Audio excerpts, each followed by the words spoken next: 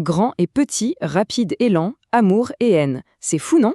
Notre langue est littéralement tissée de contraires. Aujourd'hui, on va plonger dans le monde fascinant des antonymes pour découvrir comment ces oppositions façonnent notre manière de penser.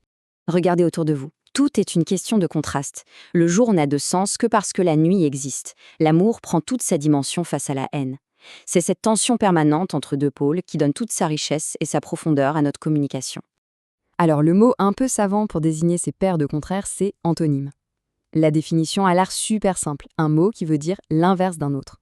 Mais vous allez voir que derrière cette simplicité se cache une mécanique bien plus fine et intéressante qu'on ne l'imagine. Allez, on commence avec le classique des classiques, grand et petit. C'est l'exemple que tout le monde a en tête, l'antonyme dans sa forme la plus pure. C'est notre point de départ, la base de tout.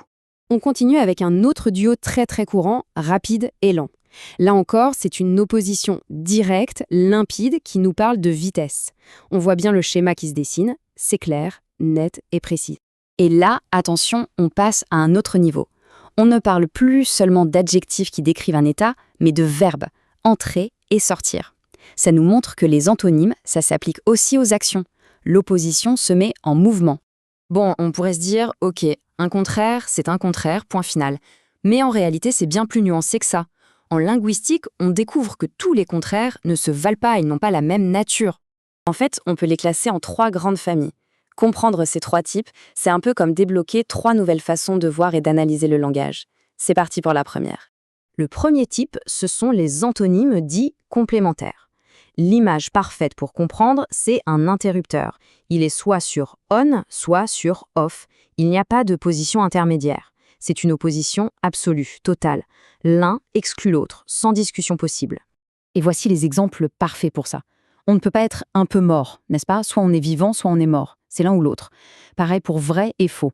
Une affirmation ne peut pas être à moitié vraie dans ce sens-là. Si elle n'est pas vraie, alors elle est fausse. C'est une négation pure et simple. On passe au deuxième type, les antonymes graduels. Alors là, on oublie complètement l'idée de l'interrupteur. Imaginez plutôt un curseur de volume qu'on peut faire varier. On peut se trouver à n'importe quel point entre les 2 extrêmes.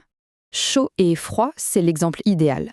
Entre ces 2 pôles, il y a tiède, frais, glacial, bref, toute une gamme de températures. C'est la même chose pour grand et petit, où on peut trouver moyen, pile au milieu. Ce sont des opposés sur une échelle de valeurs. Et enfin, le troisième type, qui est sans doute le plus fascinant, les antonymes réciproques. Ici, on ne parle plus vraiment d'opposition, mais plutôt de relation.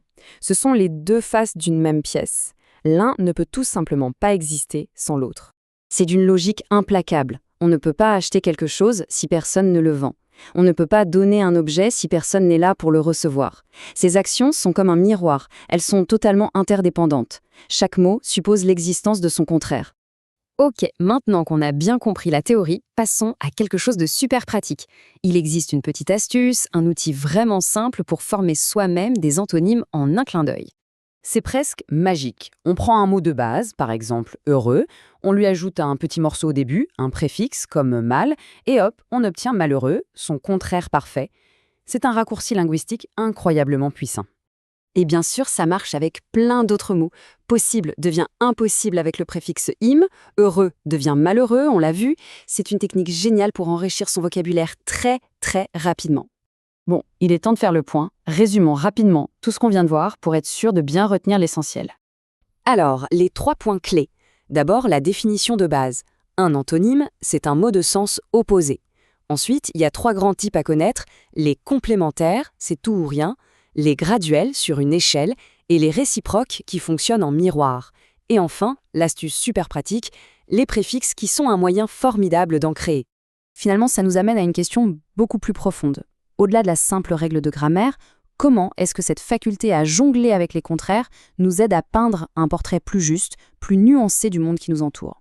C'est peut-être là que se cache le véritable pouvoir des antonymes.